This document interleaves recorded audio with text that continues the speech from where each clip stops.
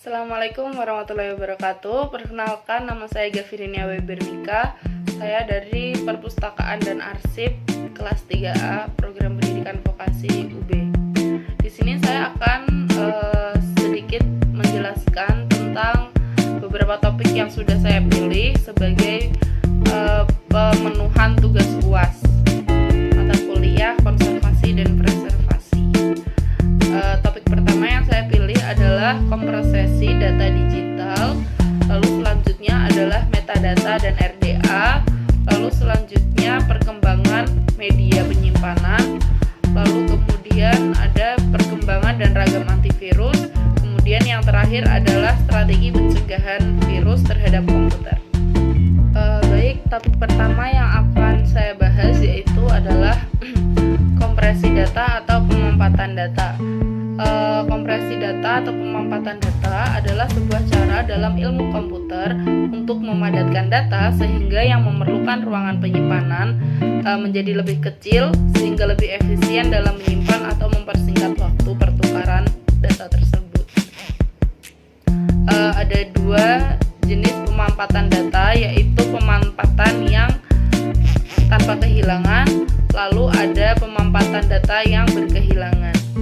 Nah, untuk pemampatan data ini atau kompresi digital data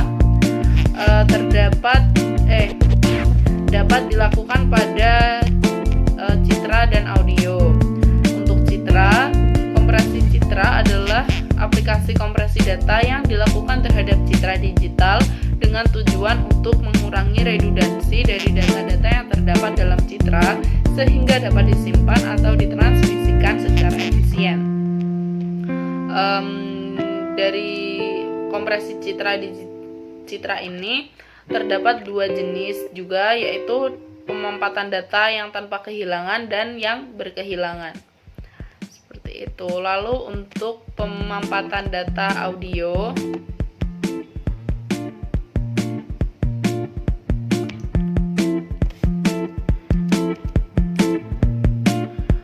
kompresi data audio berpotensi untuk mengurangi transmisi bandwidth dan penggunaan ruangan.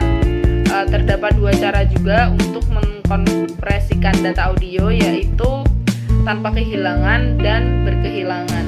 Kaitan dan hubungan antara kompresi data digital ini dengan konservasi dan preservasi adalah data yang filenya terlalu besar dan susah untuk menyimpannya dapat dikecilkan atau dapat dimampatkan agar penyimpanannya dapat berkurang. Jadi data arsip dan dokumen-dokumen lain dapat kita simpan dengan baik dan file yang digunakan tidak terlalu besar seperti itu. Jadi apabila terjadi kerusakan, kita tidak perlu terlalu sulit untuk memperbaikinya karena ya itu filenya kan kecil, jadi akan mudah untuk diperbaiki, atau kalau tidak untuk duplikasinya akan lebih mudah. Untuk pemindahan filenya juga lebih mudah. Oke, baik, lalu memasuki pada topik yang kedua, yaitu metadata dan RDA. Untuk metadata secara sederhana, metadata dapat diartikan sebagai data terstruktur tentang data atau structured data about data. Nah, menurut Task Force on Metadata (CCDA) menjelaskan secara lebih detail tentang metadata, yaitu data yang terstruktur ditandai dengan kode agar dapat diproses oleh komputer, mendeskripsikan ciri-ciri satuan pembawa informasi dan membantu identifikasi, penemuan, penilaian, dan pengelolaan satuan pembawa informasi tersebut. Nah, menurut Power Digital Marketing, metadata itu merupakan gabungan dari dua kata, yaitu meta yang berarti deskripsi atau definisi mendasar, dan juga data yaitu sekumpulan informasi. Nah, metadata ini dapat ditampilkan dalam bentuk meta teks yang mengandung kata kunci penting yang terkait dengan kontennya, yaitu manual dan proses otomatis. Untuk proses manual, membuat metadata adalah adalah cara yang lebih akurat. Pasalnya, proses itu menggunakan manusia untuk menginput dan melakukan pemeriksaan informasi yang dinilai relevan, dibutuhkan, dan sesuai. Lalu untuk proses yang otomatisasi metadata biasanya bersifat lebih mendasar dan menampilkan data yang sudah lebih dahulu diperkirakan, oleh karena itu hasilnya lebih terbatas.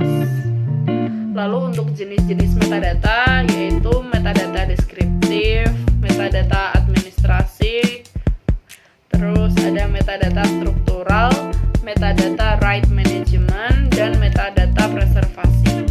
Lalu apa saja fungsinya? Fungsi dari metadata adalah kemampuannya untuk mengidentifikasi konten dan memberikan karakterisasi khusus yang membedakan konten tersebut dengan konten lainnya. Lalu ada manajemen organisasi.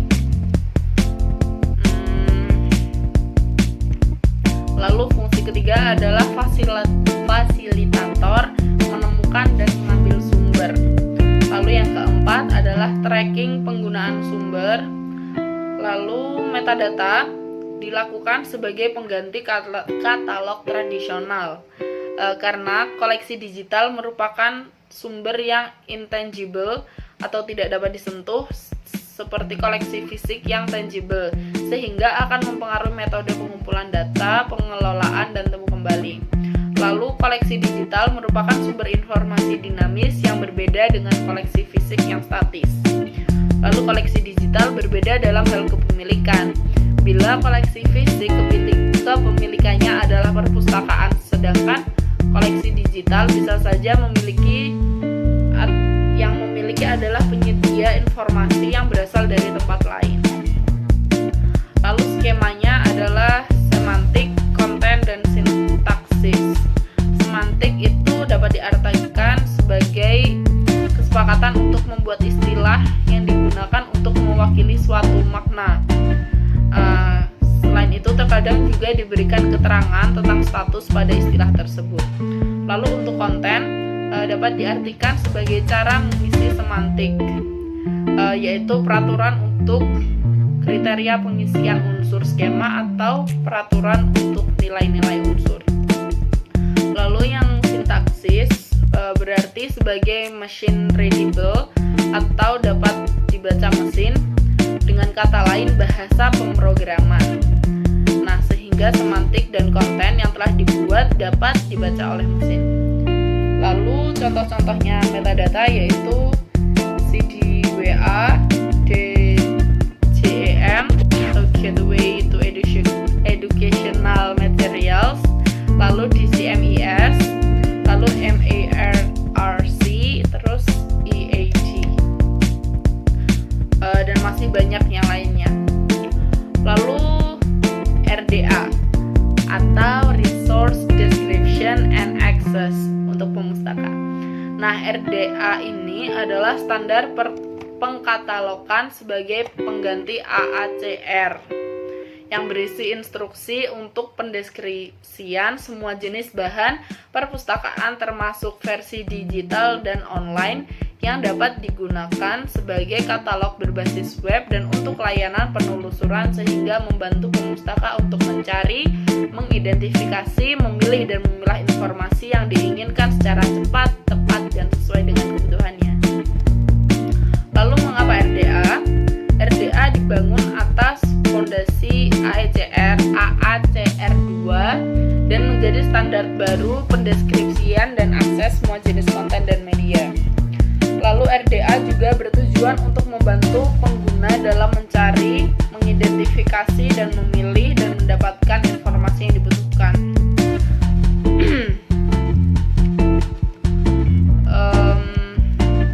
Kemudian tujuan dari RDA yaitu sebagai kerangka kerja yang lebih fleksibel untuk mendeskripsikan semua jenis materi dan analog dan digital, lalu menyajikan data yang mampu beradaptasi dengan kemunculan struktur database yang baru, kemudian menampilkan data yang kompatibel dengan cantuman bibliografi yang telah ada dalam katalog perpustakaan online. Hubungannya yaitu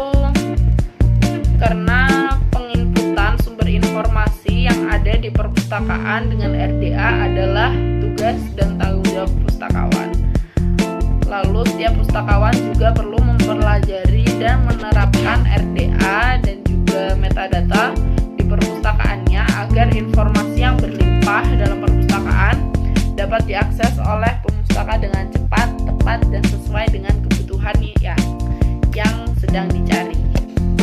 Oke, baik. Lalu topik bahasan ketiga yang akan saya bicarakan yaitu perkembangan media penyimpanan. Seiring perkembangan zaman, maka teknologi juga semakin maju dan berkembang. Hal ini berimbas juga pada penyimpanan data yang terus berevolusi dari masa ke masa. Nah, berikut saya cantumkan beberapa penyimpanan data, media penyimpanan data, yaitu yang pertama adalah punch card, yaitu bentuk media penyimpanan data pertama adalah punch card yang diciptakan pada tahun 1952. Seperti bentuknya yaitu kotak, lalu ada bentol-bentol. Nah, punch card ini hanya mampu menyimpan sedikit data. Penggunaan punch card utamanya tidak untuk menyimpan data sih, tapi sebenarnya dahulu digunakan untuk menyimpan sebuah pengaturan mesin tekstil. Lalu ada punch tape, ini diciptakan oleh Alexander Bain pada tahun 1846 untuk mesin fax dan telegram. Sama seperti punch card, tapi digunakan untuk sama-sama digunakan untuk industri tekstil sebagai alat tenun mekanik. Tetapi di komputer, punch tape digunakan untuk input atau output data. Setiap pita mewakili satu karakter. Seperti itu. Lalu kemudian adalah William Tube, disebut juga dengan William Kilburn Tube, dibuat pada tahun 1947 oleh Freddie Williams dan Tom Kilburn. Ini adalah RAM pertama dengan kecepatan 12 milisecond per instruksi, memiliki kapasitas 512 sampai 1024 bit. Kemudian adalah Selectron Tube. Ini memiliki kapasitas penyimpanan data sebesar 256 sampai 4096 bit. Media penyimpanan ini sangat mahal sehingga mengalami masalah produksi dikarenakan mahal. Selectron Tube menjadi tidak sukses di pasaran dan tidak digunakan lagi. Lalu ada drum memory, ini ditemukan oleh Gustav Taussig tahun 1932 di Australia. Ini menjadi terkenal pada era 1950 sampai 1960. Kapasitasnya adalah 10 KB. Lalu ada magnetic tape, ditemukan tahun 1951. Pertama kali digunakan oleh IBM untuk penyimpanan data kedalamannya. Magnetic tape dapat menyimpan data 128 bits per inci. Lalu ada IBM 350, adalah hard disk dari superkomputer pertama yang dibuat dengan 50 disk berukuran 24 inci yang dapat berputar hingga 1200 rpm.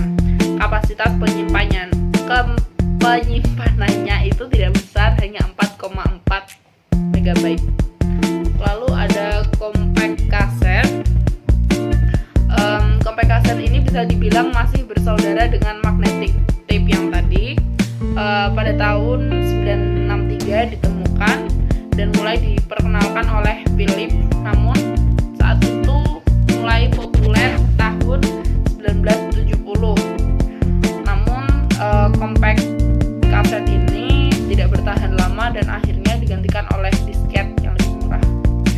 Lalu ada floppy disk, yaitu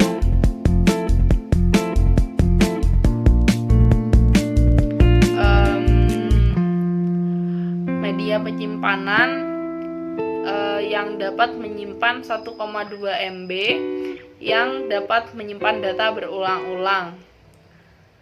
Pada tahun 1990-an dimunculkan lagi floppy disk dengan ukuran 5 inci yang dapat menyimpan data sebesar 250 MB. Lalu ada Laserdisc, yaitu kakek dari CD-ROM yang digunakan untuk menyimpan film. Dipasarkan pada akhir tahun 1978 yang dikenal dengan laser video disc dan Discovision dengan diameter besar 30 cm. Laserdisc ini mampu memutar audio atau video hingga 60 menit. Kemudian ada compact disc atau CD. Ini pertama kali diperkenalkan tahun 1979 oleh Sony dan Philips dan diciptakan bersama-sama oleh kedua perusahaan tersebut. Lalu mulai dipasarkan tahun 1982. Lalu CD ini mulai berperan besar pada pengembangan kapasitas penyimpanan. Kapasitas penyimpanannya ini sebesar 700 MB. Lalu ada IBM 3380, yaitu harddisk pertama dengan kemampuan penyimpanan lebih dari 1 GB, lebih tepatnya memiliki kapasitas sebesar 2,52 GB. Harddisk ini besarnya sama dengan ukuran kulkas saat ini pada masa sekarang. Kemudian ada ST506, ini harddisk pertama berukuran 5,25 inci dan berkapasitas sebanyak 5 MB. Kemudian ada digital audio tape atau DAT, berfungsi sebagai media penyimpanan audio. Digital audio tape ini hampir sama dengan compact kaset yang juga dikembangkan dari magnetic tape, namun ukurannya lebih kecil lagi. Kapasitas penyimpanannya yaitu 1,3 GB atau setara dengan 120 menit memutar audio. Lalu ada mini disk atau MD. Ini media data penyimpanan data yang dikembangkan lagi dengan nama mini disk. Pada saat itu sudah mampu menyimpan 140 MB. Lalu tahun 1995 mini disk ini harus bersaing dengan CDR karena masalah harga. Lalu ada zip drive. Zip drive itu era setelah CDR. Lalu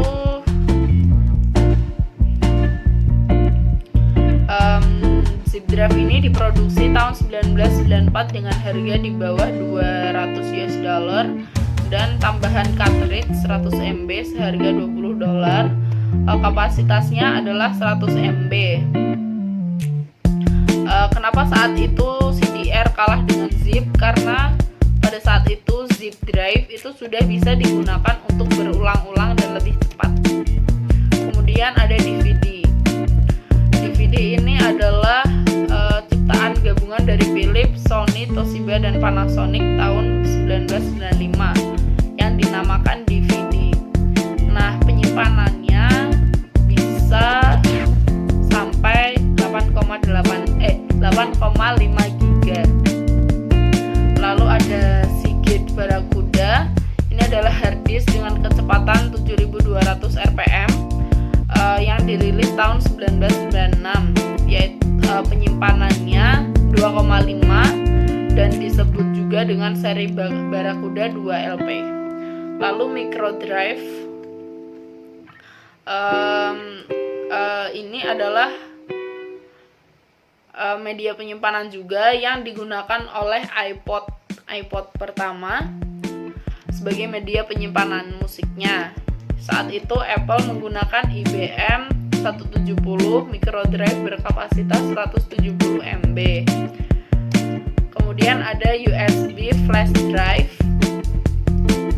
Ini kapasitas penyimpanannya adalah 8 MB. Yang membuat USB flash drive ini kemudian banyak diminati oleh masyarakat. Lalu secure digital digital card, lalu ada HD DVD, Blu-ray disc, solid state, cold storage. Nah, lalu kaitannya dengan perpustakaan dan arsip adalah media penyimpanan ini sangat penting karena tanpa media penyimpanan kita akan menaruh dokumen atau arsipnya itu di mana gitu kan ya. Jadi kita membutuhkan ini agar dokumen atau arsipnya tetap aman. Baik, lalu topik bahasan yang keempat yaitu perkembangan dan ragam antivirus. Sebelumnya antivirus merupakan sebuah jenis perangkat lunak yang digunakan untuk mengamankan, mendeteksi, dan menghapus virus komputer dari sistem komputer. Antivirus juga disebut sebagai virus protection software. Aplikasi ini dapat menentukan apakah sebuah sistem komputer telah terinfeksi dengan sebuah virus atau tidak. Lalu jenis-jenis antivirus berdasarkan penggunanya, yaitu ada antivirus pengguna home user. Pengguna home user ini antivirus yang digunakan oleh pengguna rumah, misalnya untuk personal atau pribadi. Lalu ada pengguna network atau corporate user. Ini digunakan oleh para pengguna jaringan komputer yang dapat melakukan pemindaian di komputer-komputer klien dan network drive. Kemudian ada beberapa antivirus berdasarkan cara memperolehnya, yaitu ada free antivirus yang bisa diperoleh secara gratis. Lalu trial, ini dapat didapatkan secara gratis namun diberi batasan waktu, biasanya selama 30 hari atau 1 bulan. Lalu ada donation antivirus yang diperoleh dengan cara kita harus berdonasi. Lalu ada paid antivirus, yaitu dengan cara membeli. Perkembangan antivirus ini ada generasi pertama, kedua, ketiga, keempat. Lalu dari teknik pendeteksiannya ada teknik signature, teknik rootkit, teknik heuristic, dan teknik real-time protection. Kemudian contoh-contoh antivirusnya adalah antivirus Bitdefender, antivirus Kaspersky, Smartdav, AVG, Norton, Avira, McAfee, Asset and Audit 30 True, dan Avast. Nah, hubungan topik ini yaitu antivirus kan digunakan untuk mengamankan, mendeteksi, dan menghapus virus komputer dari sistem komputer. Nah, antivirus ini penting dan harus ada pada perangkat komputer yang kita miliki agar perangkat komputer kita lebih terlindungi dan mencegah terjadinya kerusakan atau hilangnya data yang kita simpan dalam komputer kita.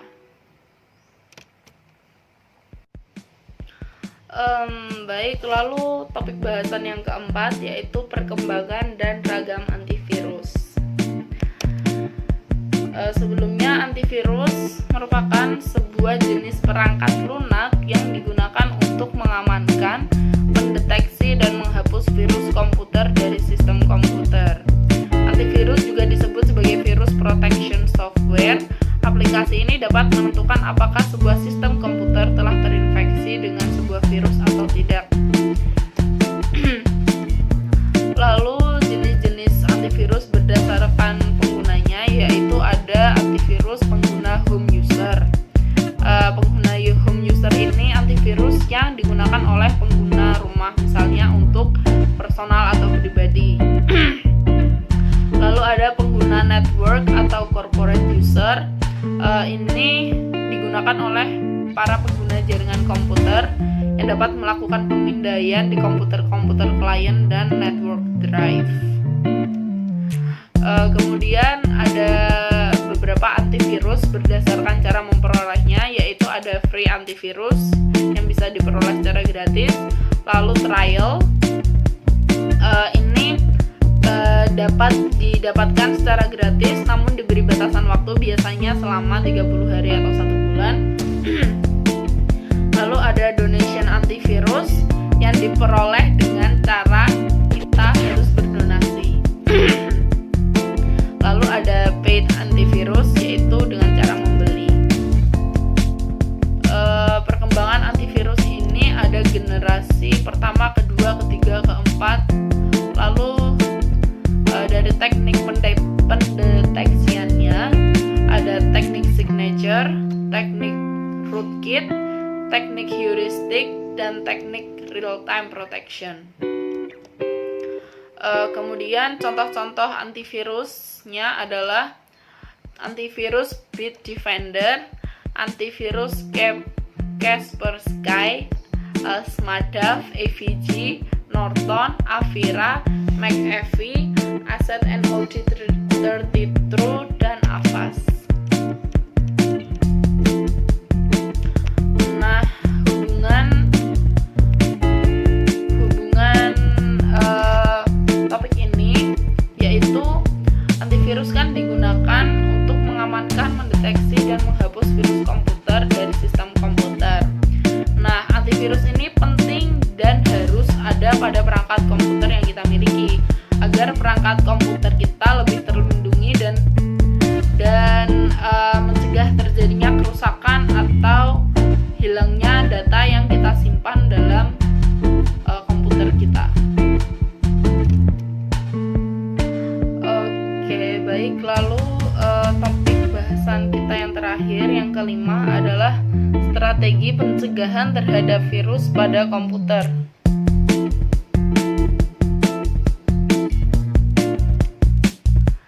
Virus komputer itu merupakan program komputer yang dapat menyalin dirinya sendiri dan menyebar dengan cara menyisipkan salinan dirinya dalam program lain pada suatu sistem komputer. Jadi virus komputer ini dapat menyebar dengan sangat cepat dengan cara menggandakan dirinya dan dan menyisipkan dirinya dalam program-program komputer. Nah, virus itu sendiri dapat menghapus file, mencuri data, dan dengan mudahnya menginfeksi perangkat lain yang ada di jaringan. Lalu ada macam-macam virus, ini adalah worm, trojan, backdoor, fat virus, spyware, roach, rootkit, directory virus, web scripting virus, multi-party virus, memory resident virus, dan companion virus.